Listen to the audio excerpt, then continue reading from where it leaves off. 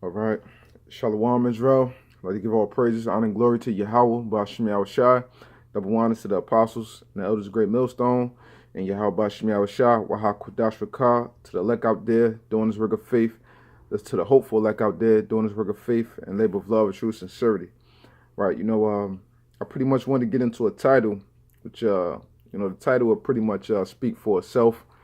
Hey, man, fuck everything, man. Slash, who do you love?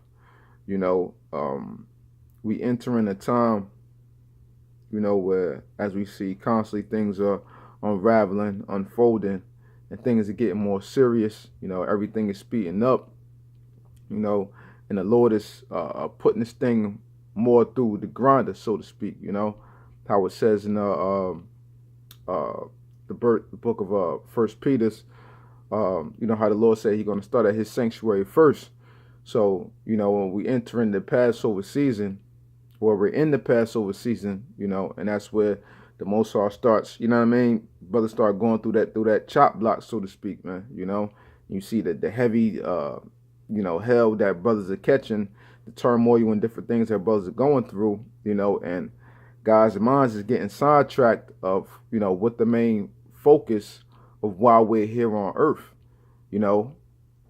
and our whole duty is to serve the Most High, but guys are getting sidetracked and allowing, the things of the flesh to take over the spirit, and they're allowing that to catch them away, but we have to constantly be reminded, to, as Ezra said, man, fuck everything. Let me just get into the scriptures before I start rambling on.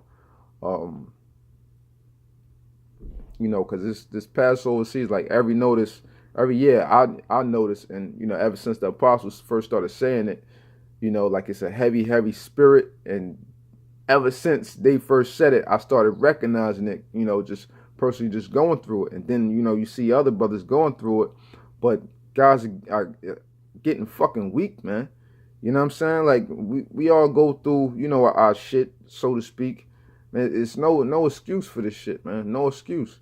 If you've been in this thing for a little while, which we all still babes, you know what the fucking deal is, man. So it shouldn't be no goddamn excuse, man. Brothers doing shit like this is a job. No calls, no shows. Brothers getting weak to family and shit like that, man. We ain't in the time for all that, man. We got to gird up our loins in the Lord, man. Real quick, Salakia. What did I want to grab?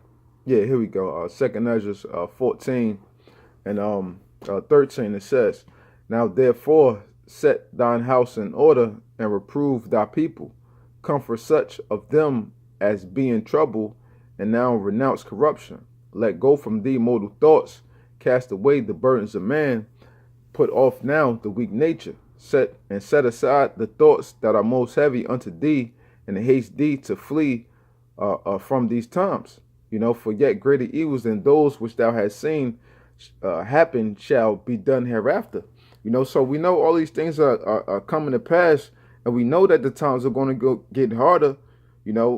So why not stand up and face those things as a man? Brothers think that they running away from the brotherhood. You're not running away from shit. You're trying to run away from the Lord. And eventually the Lord is going to catch up to you, and the Lord is going to tax that ass, man. You can't run from the Lord. It's been proven. Jonah is a prime example.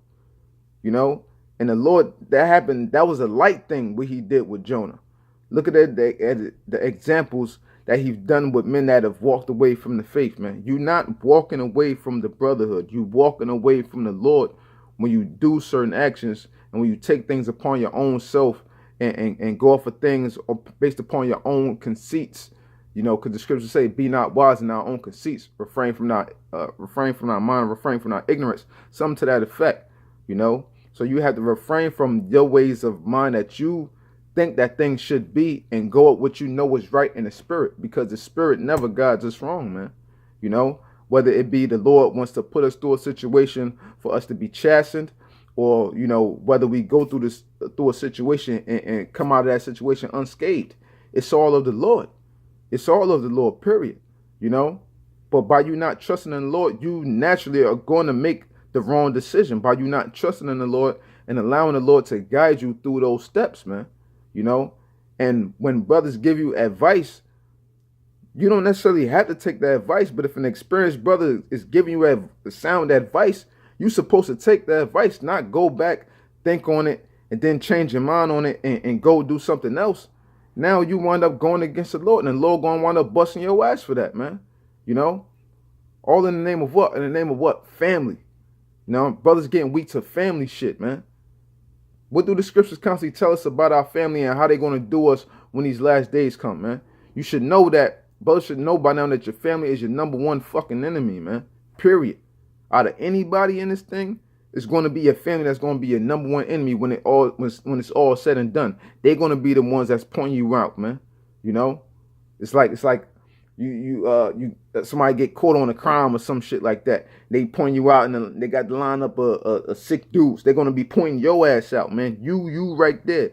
The brother that's looking at this video, they're going to be pointing you out. If you going through something and you bullshitting or whatever the case may be, the Lord, they're going to point you out when this time comes. They might point me out when the time comes, man. That's what it's going to come down to. You got to know that your family is used as an asset, man. That's why the scriptures speak of this.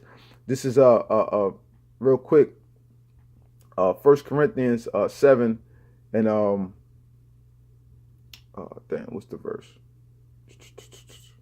Yeah, 7 and 31. And they that use this world as not abusing it, for the fashion of this world passeth away. So we have to know how to utilize our family members, and you know, the title is lesson to be like, you know, it'd be what, fuck family or fuck everything, something to that effect, you know, / who do you love, you know. So we got to know how that the family that we have, whether it be your mother, your father, your kids, your woman, your aunties, your uncles, your cousins, whoever the fuck it is that's in your life, those is necessary assets for your life, and they're necessary evils at the same time, because those are going to be the ones that come against you maybe when you first start out in the truth, and at the same time the Lord is going to have them there to help you benefit or to help you get by during your days here on earth, to make your hell a little bit lighter with certain situations, or to increase your hell, to put you more through the fire so that you can come out you know, as a piece of gold, or as a sparkling piece of metal, precious metal unto the Lord, you know. So your family is going to be there as tools, so you got to know how to use them as such. And as tools, what? When a tool is no good, you throw them away, or you might not use that tool for this certain job.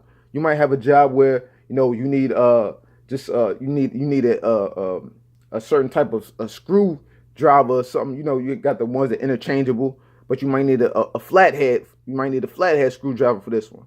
So you're not going to use the other one. So you put that to the side. That tool right now is not necessary for this job. So you use the necessary tools appropriately, and you put them in their place when need be. You discard them when need be. You use them when need be. You know? And that's how it goes. Of course, yeah, you love your family, so on and so forth, but you can't let them come between you know, the Lord and you doing what you got to do for the Lord, man. You know, we all have our responsibilities and stuff that you have to stand up to, but this truth comes first no matter what, man. No matter what. You know, you're going to have bad weeks, you know what I'm saying, and stuff like that. I have them all the time. It is what it is. But at the end of the day, you're supposed to be doing what the fuck you got to do and knowing what's right in the Lord and stand up for that, man. You know, because it's you in the end that got to answer unto the Lord. Each and every individual brother have to account for their own labors, for their own mistakes, for their own fuck ups, how you deal with the brotherhood, so on and so forth. You got to be held accountable for your own actions. So when brothers give you sound advice, you got to take that advice, man. You know, fuck your feelings, man. It's not about your goddamn feelings, man. You know, it's not about your goddamn feelings, man. All right, real quick. This is Matthew's 10 and 34. You know, all basic precepts, man. You know, and like Apostle Gabar said recently, you know, about like going to the basics and stuff like this. This is the core. The foundation is the basics. No matter what we go through with these scriptures, we always going to touch on different forms of prophecy, certain mysteries and stuff like that. But at the end of it, you always come back to the basics, man. You know, That's why what karate, boxing, or whatever, they have you doing what they have you doing the basics for such a long period of time. That's what you're always going to come back to. You know, a person that played basketball, you know, you've been playing for years, you know what I'm saying? Now you might have had an injury. Now you come back. What you got to start back off with? You got to start back off with those basics. You always come back to the core, the foundation, man. You know? So Matthew 10:34. Think not that I am come to send peace on earth. I am come not to send peace, but a sword. For I am come, and that sword, what represents that division, and also, you know, the physical at the same time. For I am come to set a man, but it, you know, in this pretense, you know, what I'm talking about. For I am come to set a man at variance against his father, and against the daughter, and the daughter against her mother, and the daughter-in-law against her mother-in-law. And a man's foes shall be they of his own household. He that loveth father or mother more than me is not worthy of me. And he that loveth son or daughter more than me is not worthy of me. And he that taketh not his cross and follow after me is not worthy of me. Okay? So that's plain to the point, man. You can't be in a situation and say, you know, you ask a brother for advice. Well, what you think I should do about this? Because if I don't do this, then this person is going to be heartbroken. What the fuck do you mean? So what? That's the stuff that we have to man up to be able to tell our family members no when we got to stand up for what's right in the Lord. You know, you got to have that within you and that mindset to be strong enough. And if you've been in this thing a while, you know, brothers encourage you to be strong, then you got to make that final decision. But you supposed to know what the right decision is to make in the end, man. And if you don't, the Lord is going to hold you accountable for those things, man. You know, we out there in the highways and byways proclaiming this and proclaiming that, but are you really living that, man? You know, when it comes time for you to be checked on the words in which you say, and the things in which you believe in, are you really going to stand on those things, man? That's what the Lord is putting you through. The things in which we say, he's going to test us on them to see if we actually going to stand up to those things and live up to them, you know, and to push through them braveheartedly, man. You know, because our family is going to try to put us up in those jams and to try to get us to go against our core beliefs in which we stand for. And you got to hold firm to that, man. Sometimes you are going to get weak, but at a certain point, you should be past this, man. We should all be past certain points where the family try to test you with this or try to test you with that. It should be a breeze, because that's what the basics, man. You know, that's the basics. You know, so if your family member coming up to you and, you know, they're going to be brokenhearted, so what? You're going to choose them or you're going to choose the Lord? You know what I'm saying? It is what it is. The Lord is putting it to you plain right here, Matthew 10:37. If you love father or mother more than me, you're not worthy of me. You know, so the Lord is like, how long you going to keep, you know, allowing your family to come between us? Well, if you keep allowing these people in your life to come between us, well, guess what? I'm going to take them out, and then you're not going to have a choice but to serve me. Now, because the Lord don't like that competition like that. You know what I'm saying? If the Lord chose you, the Lord choose us to be, you know, a part of the elect, anything that comes between us and the Lord, and we're putting them first, the Lord is going to get them out of your life some way, shape, form, or fashion. And you don't want to be the ugliest way, and for that person to have to be put to death, for you to have to realize that you have to put the Lord first, man. You know? And that'll be on you ultimately. Because if the Lord chose you, then it is what it is. You know? But if the Lord just allowing that person to come in between you to separate you from the truth, then hey, so be it. You know? But the Lord can actually take that person out for you, because you're not living up to his standards that he wants you to live up to. So the Lord will take that person out, if need be, to get your goddamn attention, man. And that's the type of stuff that the Lord will do, man. You know? This is Luke 21 and 15. It says, for 21 and 16. And ye shall be betrayed by both parents and brethren and kinsfolk and friends. And some of you shall they cause to be put to death. And ye shall be hated of all men for my name's sake. Okay? So that's, once again, another one, plain to the point. As I said before, Esau can have a lineup of people. Your family members, they're going to point your black ass out. They're going to point your ass out, man, period, man. Don't think when that time comes, when it's time for them to save their ass, who do you think they're going to choose? They're not ready for this time. Your mom, you're popping on them, whoever it is, they not ready because they not prepared. They're not built up in the scriptures how you are to know how to sustain within that day.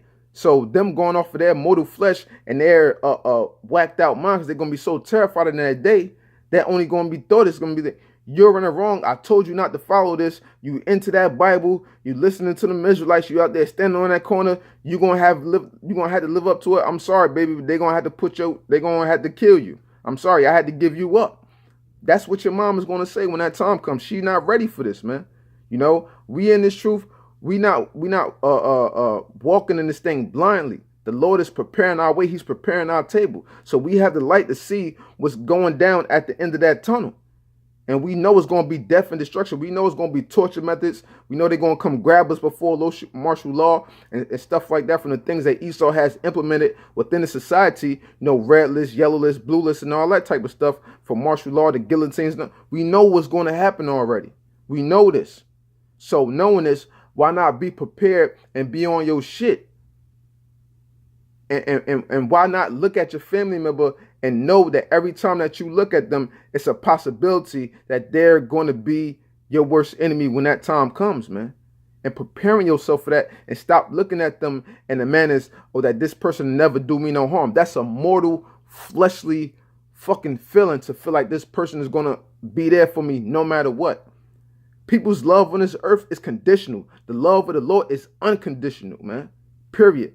Any mortal being on this planet, they can't have no unconditional love for you, man. You know, if a brother that's a brother fall out of this truth or whatever the case may be, you may still have some feelings and emotions towards them, but at that point you're an enemy. At that point, it is what it is. You know what I'm saying? Our love is based off of this brotherhood. It's based off of, because most of us knew each other in this truth. You know what I'm saying? So our love is based off the love of the Lord, the love of the scriptures, and the bond that we built through this brotherhood. But outside of that, what really is there, man? What really is there? What do we have in common if we don't have these scriptures in common, man? You know? So at that point, you become an enemy. So men's and women's love on this earth is conditional, but the Lord's love is unconditional, man.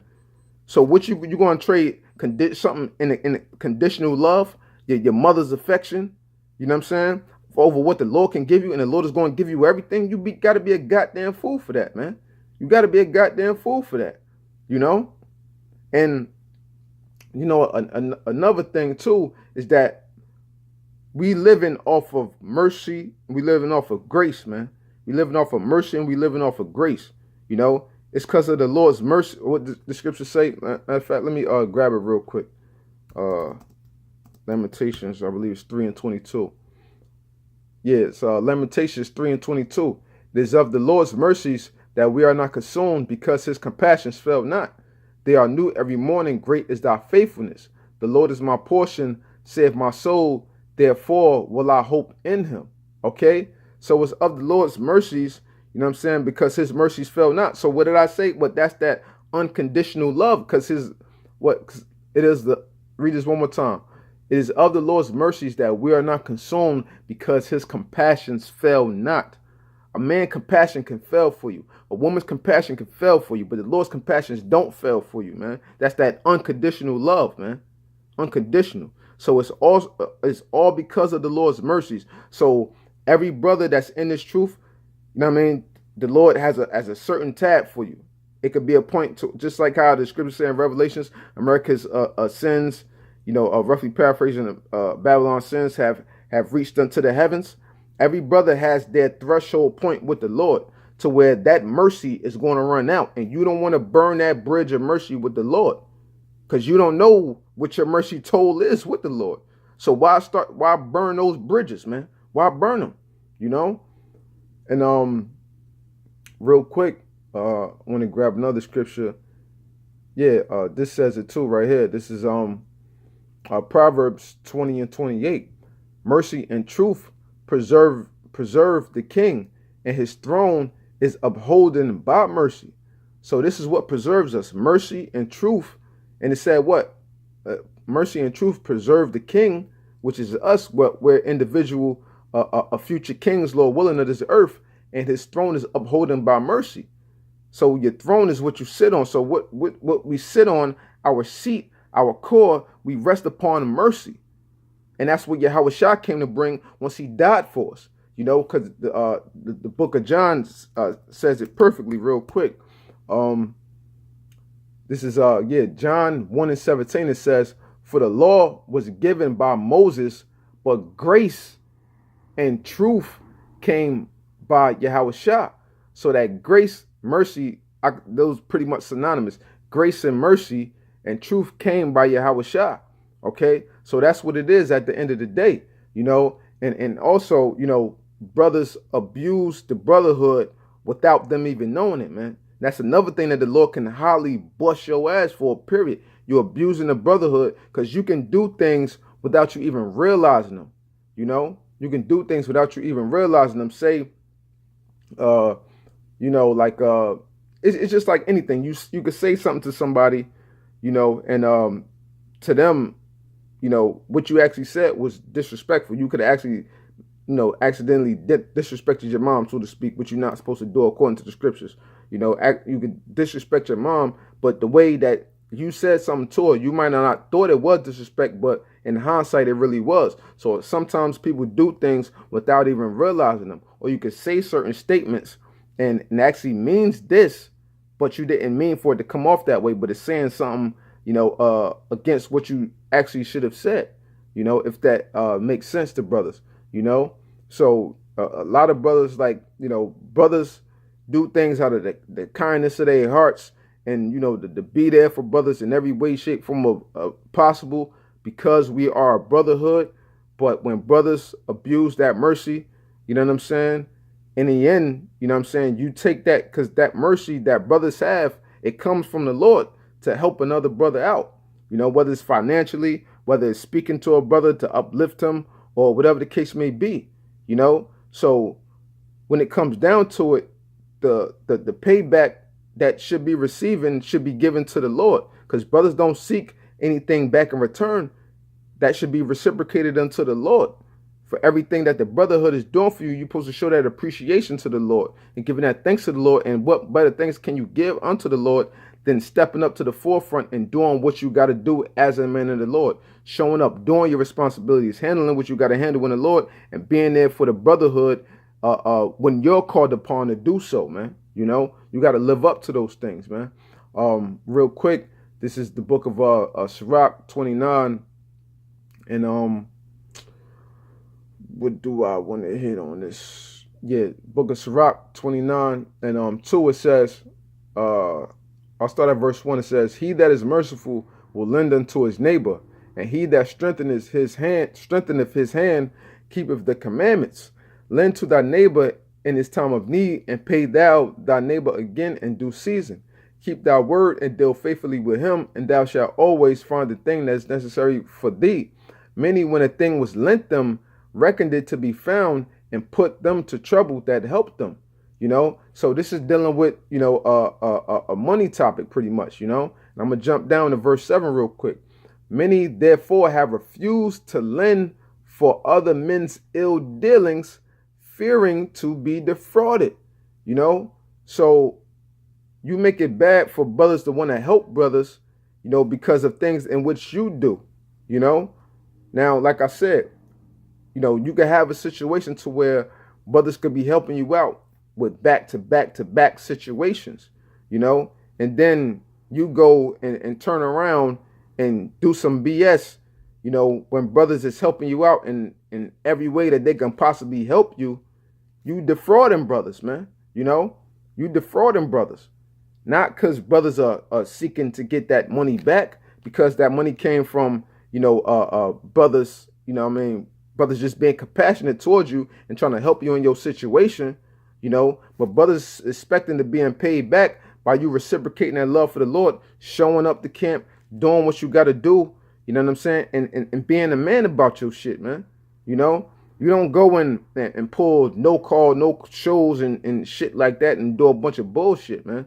You know, just to, hey, man, it is what it is. You know what I'm saying? Brothers be on some real, how you know, Dallas brothers said, brothers be on some whole ass shit, man.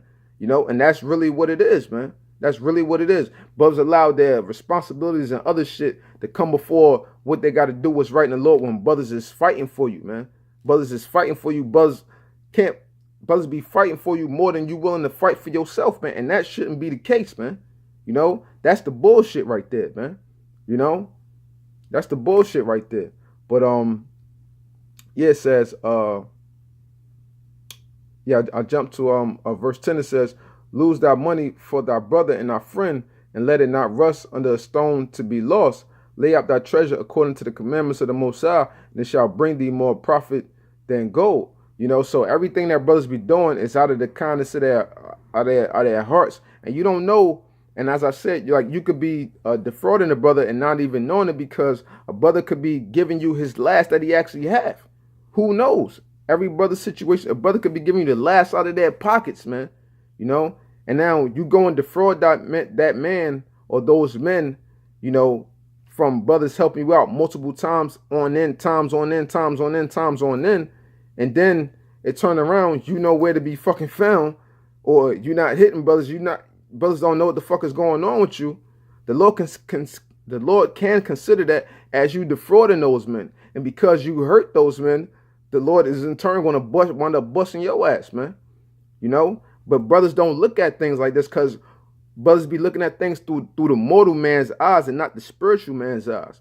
We got to constantly remember that everything about this truth is spiritual, and we can't allow, you know, for us to be in this world and for us to take our spiritual eye off of things whenever we're looking at any situation. You always have to think spiritually, or else you'll let that carnal man take over. And once that carnal man takes over, your vision gets completely blurred and you can't see straight. You can't think straight. None of that, man.